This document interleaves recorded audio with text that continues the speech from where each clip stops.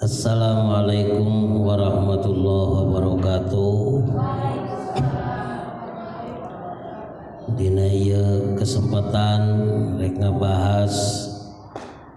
masalah kewajiban pamajikan ieu teh nyaeta ngeunaan hadis Rasul anu patula patali sareng bagian awewe. Aya opat awewe ahli surga, aya opat awewe ahli neraka. Bismillahirrahmanirrahim. Wa jaa 'anin nabiyyi sallallahu alaihi wasallam. Sumping keterangan ti junjunan alam Rasulullah sallallahu alaihi wasallam annahu qala, sayaktosna Kangjeng Nabi dadawuh kieu, arba'atum minan nisa'i fil jannah wa arba'atum finnar. Opat awewe di surga, nu opat deui mah di neraka. Saha wae ya teh ya. Wa dzakara sallallahu alaihi wasallam minal arba'atil lawati fil jannah. Rasul nyebatan istri-istri anu opat anu lebet ka mana teh ka surga. Imra'atan afifatan, hiji istri afifah. Jadi sanes istrina afif tapi istri afifah. Maksudna seorang istri anu kafatan anil harami, bisa menahan diri tina haram. Ditahan-tahan we haram teh moal nu diremprak, menahan diri. Ta'iatan lillah wa li zaujiha, tur taat ka Allah oge taat ka saha, ka salakina. Nya afifah, nya ta'iah, nya bisa ngajaga diri, nya taat ka Allah jeung ka salakina. Hiji tah mata kurang usahakeun nya sing bisa ngajaga diri ulah sabekeun katiba dina haram. Waludan sabirotan, dua istri anu lebet ka surga teh waludan sabirotan, istri anu loba anakna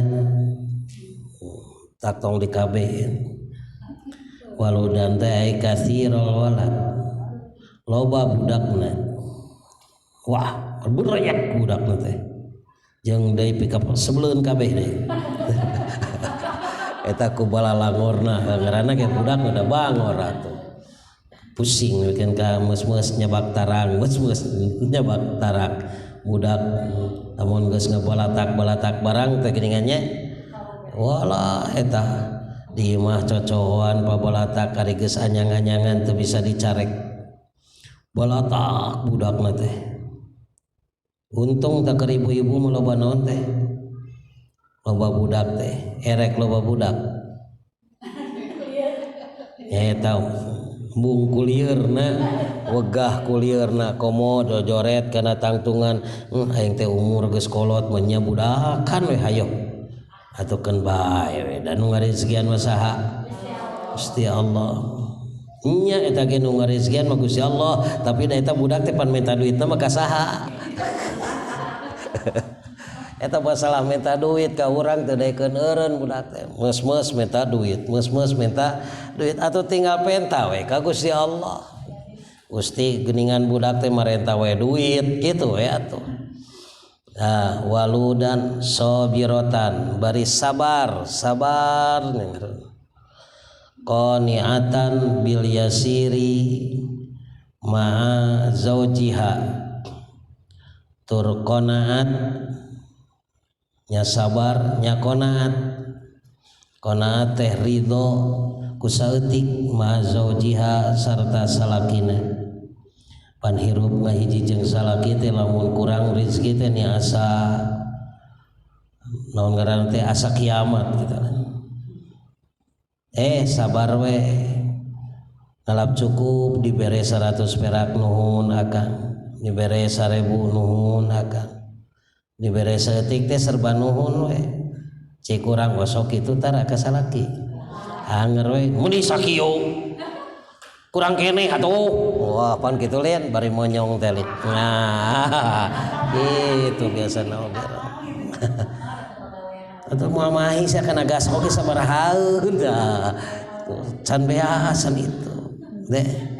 aduh teuing atuh teu asup kana golongan kieu berarti mah qaniatan ngalap cukup ridho qanaat ku saeutik dibere saeutik sarta salaki dibere sangsara ge sawios we Gusti nampi we atuh ku sabab kaayaan abdi mah sakieu maka abdi mah moal meser tiket pesawat da moal kaongkosan cekape milarian ojek anu kalangsu sugan aya nu gratis kitu we meunang mendek init-initan teh yang jauh cicing we qala Sa'd bin Abi Waqqas radhiyallahu anhu Sayyidina Abu Waqqas radhiyallahu ta'ala anhu dawuh sami'tu Rasulullah sallallahu alaihi wasallam bahwa cenah Rasulullah sallallahu kami nguping ka Rasul dawuh kieu innal mar'ata idza lam tafriz an zawjiha fi dayqihi la'anaha Allah taala sanyanya hiji awewe idza lam tafriz an zawjiha di mana-mana tidak merasa bahagia ti salakina fi dayqihi dina nalika rupekna nu jadi salaki pan salaki teh teu beunghar sapapanjangna usaha teh teu mujur terus lin bahagia we salaki ripuh ge lamun teu bahagia peda salaki ripuh ada uang abang sayang tidak ada uang abang ditendang ketika menendang abang la'anahallahu ta'ala maka ngalaknat ka eta awewe saha Allah taala Gusti Allah taala wa ghadiba 'alaiha sareng Allah benci bendu ka manehanana wa la'anat hal malaikatu ajmaun jeung dilaknat ku sadaya malaikat alah berat tarimakeun neng aduh neng akang teh geuningan teu babawaan hampura da teu bebeunangan alhamdulillah akang kubalikna deui akang ge make inget ka abdi eta ge tos alhamdulillah teu dihakan macan ge di jalan alhamdulillah kitu osok kitu tara sia datang teuing eta gablek mah pan kitu lain kalah kitu bangsa urang mah sia atuh ari teu babawaan montok maka mantog geuleuh aing teh tah ulah kitu Masya Allah Zata hayain awewe teh nu ngabogaan kaera wa in goba anha zawjuha hafizat nafsaha wa malahu tilu awewe ieu teh anu asup surga istri anu ngagaduhan ka isin selalu menjaga ka isine lamun salaki teu aya hafizat nafsaha wa malahu manehanana ngajaga kana diri jeung harta salaki dirina dijaga harta salaki ge dijaga entuk kieu mumpang salaki eueuh bor dihamur-hamur barang teh teu kitu salakina eueuh euy motorna urang cacag manya sia teh ulah kitu dawan Sidina Salman Al-Farisi radhiyallahu taala anhu sami'tu Rasulullah sallallahu alaihi wasallam yaqul Rasul kakuping ku kami dadawuh kieu ma nadharat imra'atun ila ghairi zawjiha bi syahwatin illa sumirat ainaha yaumal qiyamah teu pati-pati hiji istri memandang nu lain salakina bari make syahwat pan awewe teh lamun teu boga kaera mah kitu ditembong-tembong ka batur teh supaya mengundang naon syahwat atawa ningali batur dengan syahwat ari ka salaki bujeng-bujeng dia aya surser ka salaki mah aya ngagiti kenu aya eta Tidak semata-mata hiji istri nadorot ningali ila ghairi zaujiha kasalian tisalakina bi syahwatin dengan syahwat illa sumirat ainaha kecuali dipaku dua matana yaumul kiamati dina poe kiamat. Menikah bita ningali batur mah dipaku tanaon tetah panonna. Masyaallah. Qala Abul Ansar qala Ayyub al-Ansari radhiyallahu anhu. Nadawu Sayyidina Ayyub al-Ansari radhiyallahu ta'ala anhu doan jeune sami'tu Rasulullah sallallahu alaihi wasallam. Tadi mas Sayyidina Salman ayeuna Sayyidina Ayyub oge teu kalah berkomentar. Saur anjeunna kami nguping ti Rasulullah sallallahu alaihi wasallam dadawu kieu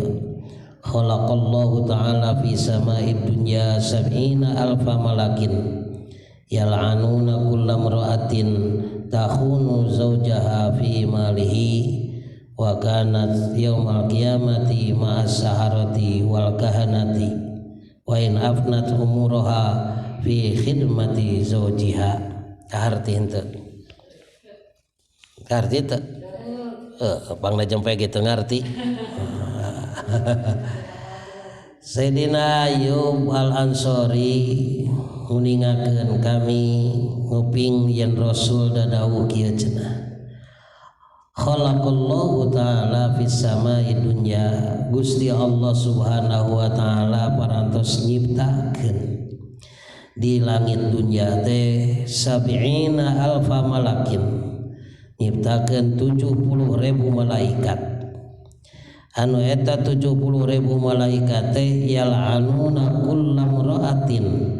rek ngalaknat ka satiap awewe. Ternyata rek mere rezekinya, tapi naon ya? Rek ngalaknat nu 70.000 ieu ka satiap awewe takhunu zaujaha anu khianat kanu jadi salakina fi malihi dina hartana kongkolingkong kana harta salah ki kubat kobet kana loket salah ki kuda kodok kana saku salah itu khianat olah 70.000 malaikat. Matak salaki kudu gede hampura pula badieunya. Namun rumah saboga pamajikan sok cacaremet nya. Oh lamun teu teh kumaha tuh. Wa kanat yaumul qiyamati ma'asharah.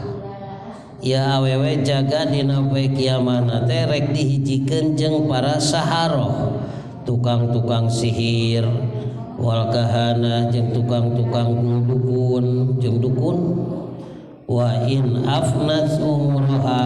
sanajan ya awewe meakeun kana umurna fi khidmati zawjiha dina ngahidmat nu jadi salakina. Waduh,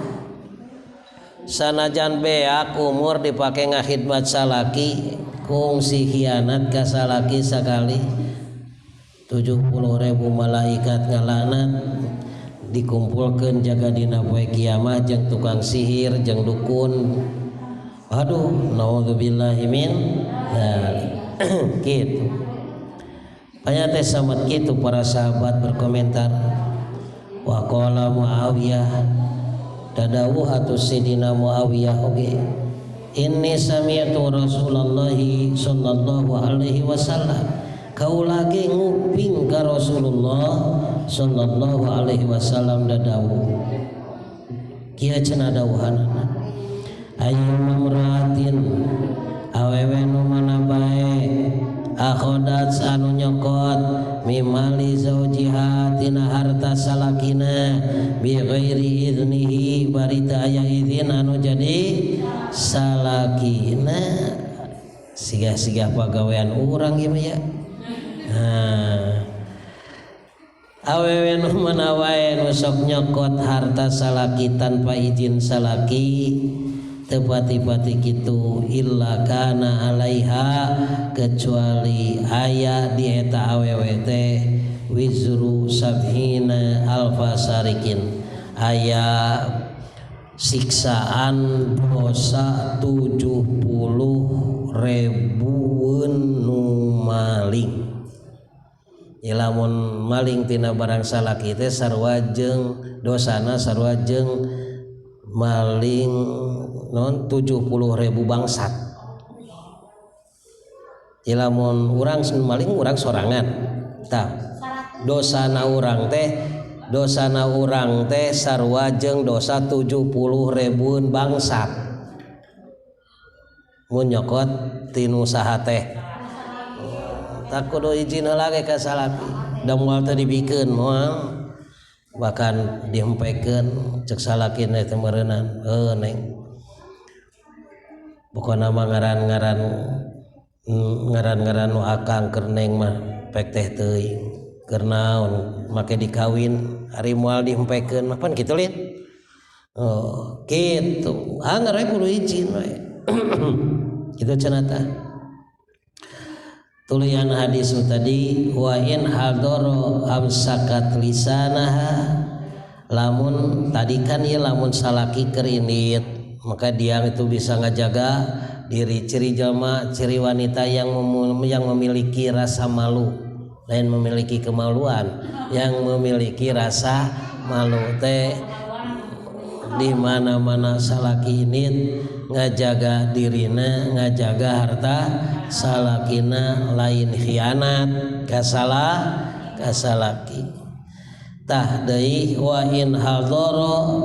lamun hadir ieu salaki aya pas di hareupeun urang ciri awewe nu boga kaera mah amsakat lisanaha anhu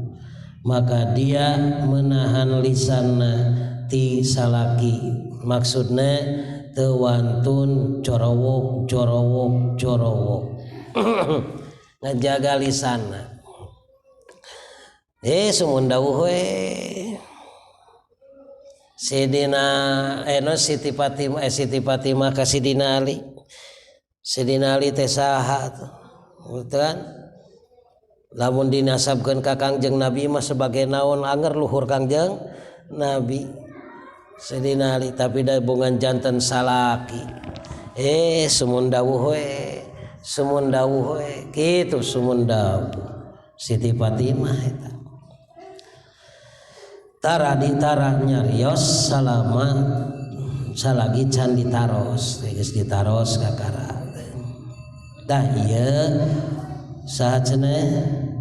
istri-istri nu lebat surga wa dzakara sallallahu alaihi wasallam minal arba'ah nu kaopat imra'atan matat zaujuha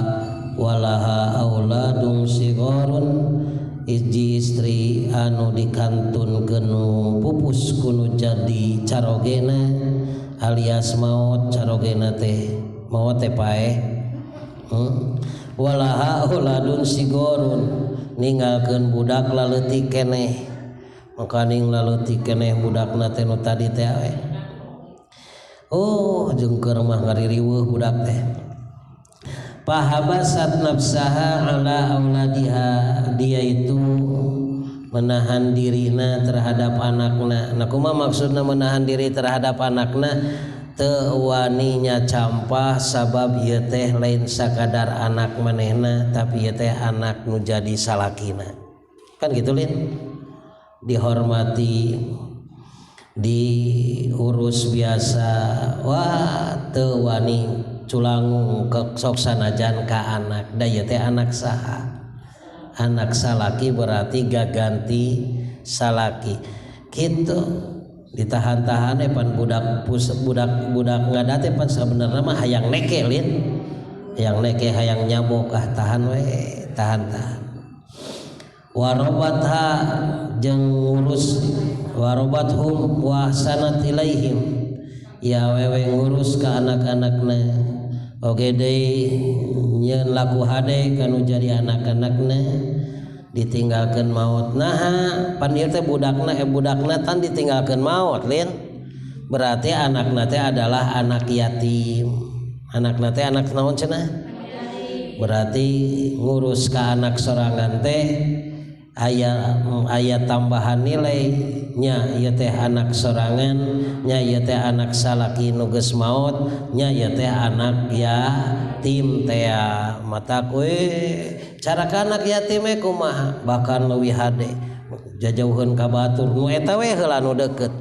diurus dirawatan teh nepi ka gede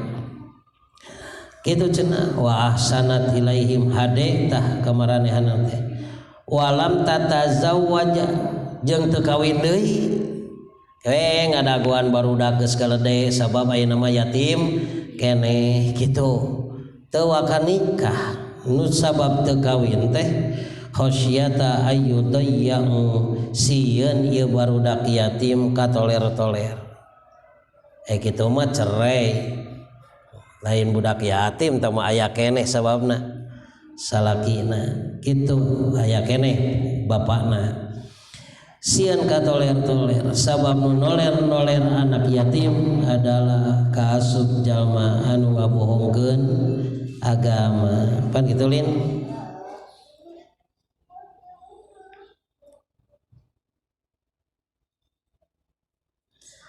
jalma nu ngabohongkeun agama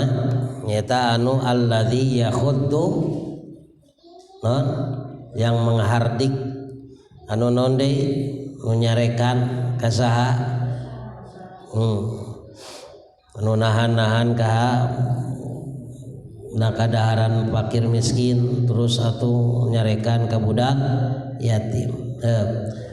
dawahan Rasulullah sallallahu alaihi wasallam ngeunaan ieu haramallahu ala kulli adamiyyin al jannata yang cenah Allah ngaharamkeun ka setiap bani Adam al jannata ka surga yadkhuluha anu asup ka eta surga qabli samemeh kaula engke jaga dina poe kiamah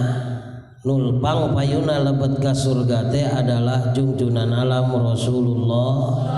sallallahu alaihi wasallam eta dawahan Rasul Allah geus ngaharamkeun ka Bani Adam ka jelema nu mana bae asup ka surga samemeh kami wayahna ulah waka asup salagi Kangjeng Nabi tacan lebat gueroani angin kecuali sanyanyana kami angguru ayyamini eta kami bet ningali ti palebah katuh kami ari begitu direret faidan imro'atun tubadiruni ila babil jannah direrete bet hayah hiji awewe anu gagancangan ninggalkeun kami miheulaan kami kana lawang surga miheulaan Kangjeng Nabi aya nu miheulaan Kangjeng Nabi eta faqulu maka cek kami teh atuh tumaros cek kami teh mali hadhihi tubadiruni kenapa ini wanita make miheulaan kami gitu kunaon make miheulaan kaula wa yuqalu li ari pek teh aya nu ngawaler cek nu ngawaler teh ya Muhammad wahai Muhammad hadhihi imraatun ya teh hiji awewe kanat hasna jamilatan wanita yang cantik wanita yang bagus hebat wa kanat ingdaha yatama laha di manehanana teh boga anak yatim oh ditinggalkeun saha salah salaki bari loba di anak yatimna teh aya 2000 manyanya oh pasobarot alaihinna maka manehna nyabar ka anak-anak yatim teh hatta balago nepikeun ka nepi we amruhunna urusanana ya wewe alladzi balago anu geus balik teh pasyakarallahu laha dzalika maka Rasul bersyukur ka Gusti Allah maka nabi syukur sa Allah Gusti Allah laha ka eta jelema kereta awewe sahaya awewe miheulaan kami dohan Rasul ari pek teh ieu teh awewe anu ditinggalkeun maot kuno jadi salakina kasampak boga anak yatim manehanana teh sabar ngurus anak yatim nepi ka balik maka can balik macan nu kakawin geus balik tahan-tahan we teu waka memposting keur maeukeur ditinggalkeun maot 44 bulan pan teu meunang waka kaluar kudu ngusut mun awewe ditinggalkeun maot kudu jadi salaki tuluy langsung keluar maka papanggih jeung bedilna malaikat tahan heula 4 bulan teu meunang waka nemongkeun maneh 4 bulan 10 poe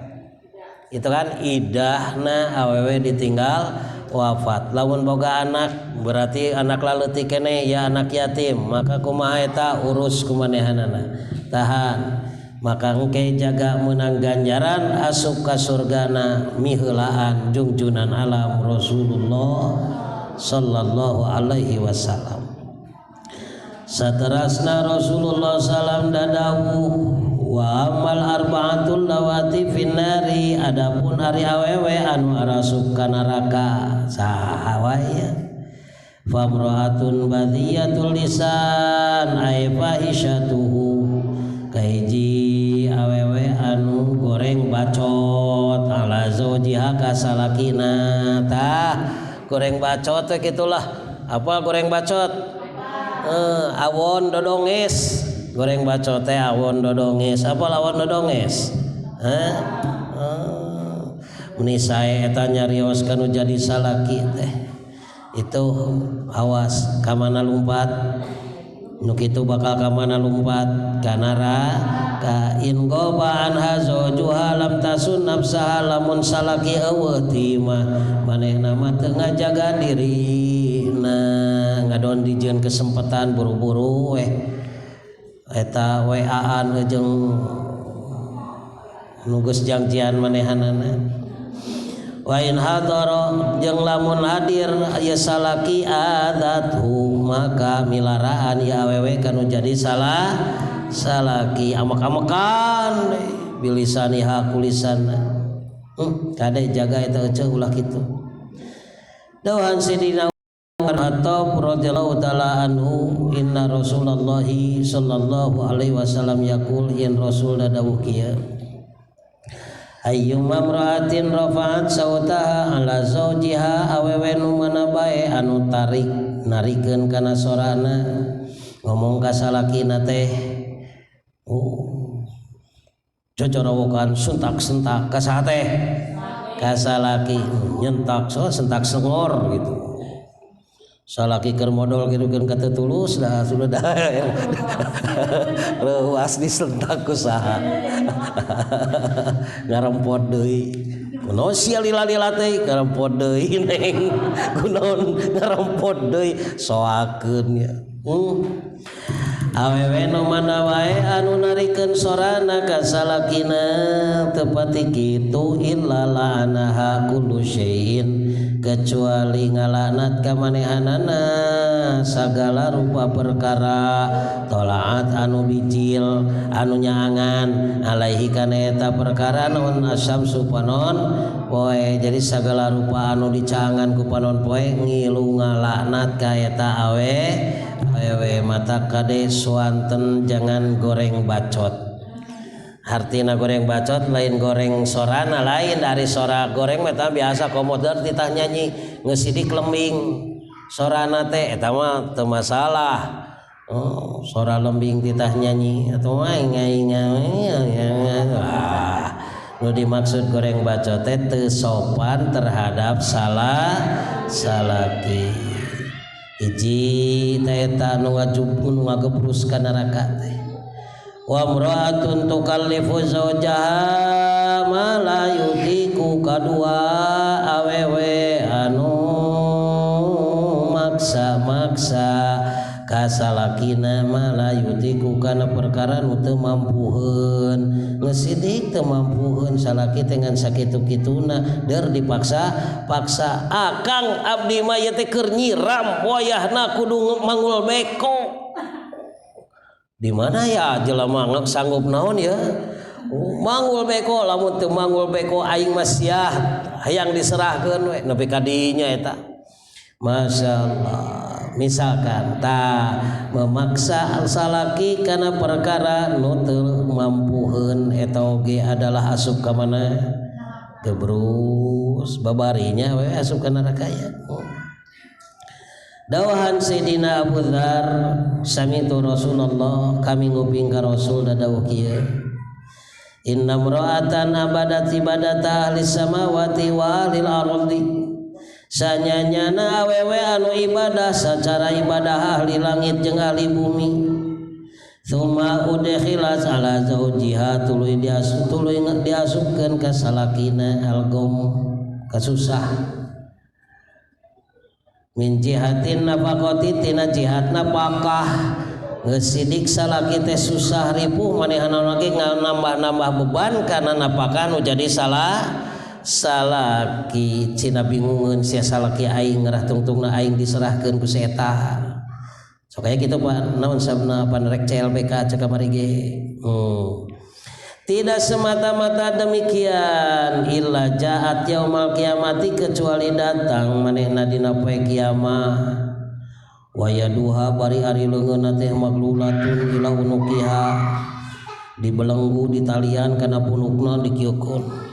lho pek tingali dina hadis Rajab kitu warijuluha muqayyadatun sukuna oge ditalian wasatruha mahtukun wa wajuha kalihun gitu. Masya Allah nya dibelenggu nya dicubak cabik dipecutan teu eureun dicuak cawik beungeutna oge nepikeun ka sing purutuy naudzubillah. Terus teh deui wa ta'allaqa biha malaikatun giladun syidadun direweg ieu jelema ku para malaikat anu bararengis bararengis pisan yuhawwuna biha finnar nya we ngagiring ieu awewe asupkeun ka mana ka neraka naudzubillah. Sabaraha tah 2 kadua awewe anu naon cenah ieu mah hiji awewe goreng bibir gitu jadi ipis lambai kedua maksa salaki nu teu mampu katilu wamro'atun la tasturu nafsaha minar rijali nu katilu awewe nu ngagebrus ka neraka teh nyaeta awewe nu boga salaki anu tara nutupan kana awakna minar rijali ti lalaki batur diboleker-boleker ngahaja ditemong-temong nemongkeun tungir sakitu bau tai masyaallah. Wa tahruju min baitiha mutabarijatan jeung kaluar ti imahna teh bari nemongkeun perhiasanana ay mudhiratan li zinatiha wa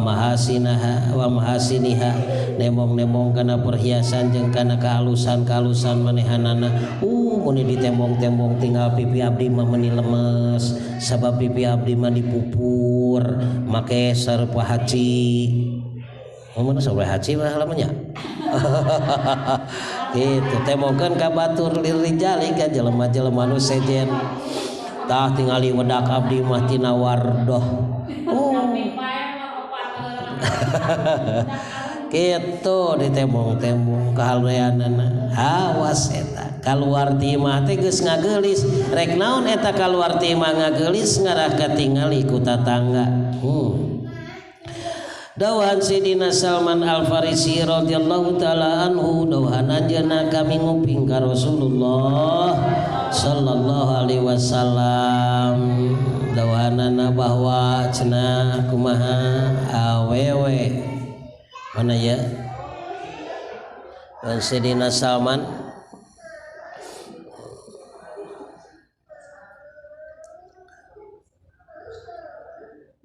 ayu mamraatin awewe nu mana bae tazayyanat anu gigindingan wa tatayyabat jeung sesengitan wa kharajat jeung kaluar manehna mim baiti zaujihati masalakina biya ghairi idnihi barita aya idin nu jadi salah ina fa inna tamshi fi sahatillah maka sabenerna manehna teh keur leumpang dina bebendu Allah wa ghadabihi sareng bebendu Allah hatta tarji'an nepi ka balik keur nyieun dosa si horeng naudzubillahi min dzalik kitu. Masya Allah kitu ece geningan jadi kaluarti mah teh kudu dina jero karung lah na jero karung artina ulah hayang nemong-nemong kaendahan kasaha ka batur dawahan Rasul ayyu mamra'atin naza'at siyabaha fi ghairi baitiha ayatan kasyafat lil ajanibi siapapun wanitanya nu ngalaan bajuna di luar imahna alias muka baju di mall di mall dibuka segala ditemongkeun nemongkeun kutangna kanu ka jalma batur kumata qarakallahu azza wa jalla anha sitrah maka Allah erek non ngaranna teh ngabedah itu ngagunting kana tutup-tutup manehanana naudzubillahi min dzalik gitu loh masyaallah kasubiji nu kaopat wa mraatun awewe laisa lahamun awewe nu teu gablek cita-cita ilal aklu wasyurbu wa naum kecuali cita-citana teh nyatu nginum molor hardolin dahar modol hardolin naon deui aya keneh Sundana dahar ulin aya deui naon teangan we walaisa laharuk batun jeung manehna teu boga karesep teu boga kahayang maksudna ai irodah teu aya hoyong fi salatin dina salat wala fi taatillah jeung teu aya hayang dina taat ka Allah gok jeung taat ka Allah teh nu aya muriding we teu sugan aya jorojoy tidak ada jorojoy wala fi taati rasulih jeung teu aya jorojoy dina taat ka rasulna wala fi taati zaujiha jeung teu aya jorojoy dina taat kanu jadi salakina nu puguh mah boga salaki teh merek dianggap ieu salaki teh ATM dewek lamun salaki geus kurang ATM-na maka erek digejleg-gejleg lamun digejleg-gejleg geus eueuh nu murudul maka ku aing ditendang kitu meureun fal mar'atu maka awewe idza kanat bi hadhihi sifat di mana-mana awewe teh ieu kitu pisan sifatna ayil arba'atil madmumah tegasna sifat anu opat anu dicela teh kanat mal'unah maka ieu awewe teh jadi mal'unah ay mal'unatan ay mubadatan anil khair dilaknat tegasna dijauhkeun tina kahade ya eta min ahlin nar termasuk ahli neraka teh illa ang tatuba kecuali tobat aya min dzalika kulli matak buru-buru tobat buru-buru tobat mudah-mudahan sing ditampi tobatna ka saha kaduaan hiji ka Gusti Allah tobatna teh kadua tobatna teh ka salaki sabab ieu mah pan patula patali jeung hak adami alah kumaha ari tobat ka salaki babarik tobat ka salaki mah asal salaki ridho geus sakitu nya tah jeung deui cenah lamun aya awewe boga dosa kanu jadi salaki teu dihampura ku nu jadi salaki sanajan ongeng-ongengan ayeuna tobat ka Gusti Allah Allah moal waka ngahampura ka eta awewe salaki salakina geus ngaham matak kuningan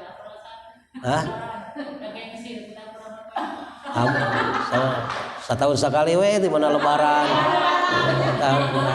kitu ge lamun geus ditanya ku salaki teu ditanya ku salaki neng rindukah kau sama aku gengsi we masyaallah kitu cenah tah masyaallah sok kadinya berlomba berlomba ayeuna da awewe bager mah ieu berlomba teh sebenarnya mah balap jeung Rasul asup ka mana awewe matak naon sababna di awewe tarapati dicaritakeun nyaritakeun nu sahid nu perang awewe kenapa da awewe mah perangna awewe mah asal ngabdi ka salaki eta teh hartina keur balap jeung Kangjeng Nabi ka surgana kitu ulah boga ulah kieu aing mah geuningan tu anu dagang urang mah hayang anu mentong loba pikiran ka ditu ka dieu make hayang jadi raja di dunya sagala rupa eta teh artina keur merosot menjauhi daripada berlomba sareng junjunan alam Rasulullah itu mudah-mudahan orang sarerea sing dipaparinan taufik sareng hidayah Allah Subhanahu wa taala. Al-Fatihah. A'udzu billahi minasyaitonir rajim. Bismillahirrahmanirrahim. Alhamdulillahirabbil alamin. Arrahmanir rahim. Maliki yaumiddin. Iyyaka na'budu wa iyyaka nasta'in. Ihdinas siratal mustaqim. Siratal ladzina an'amta 'alaihim ghairil maghdubi 'alaihim waladdallin. Amin. Assalamualaikum warahmatullahi wabarakatuh.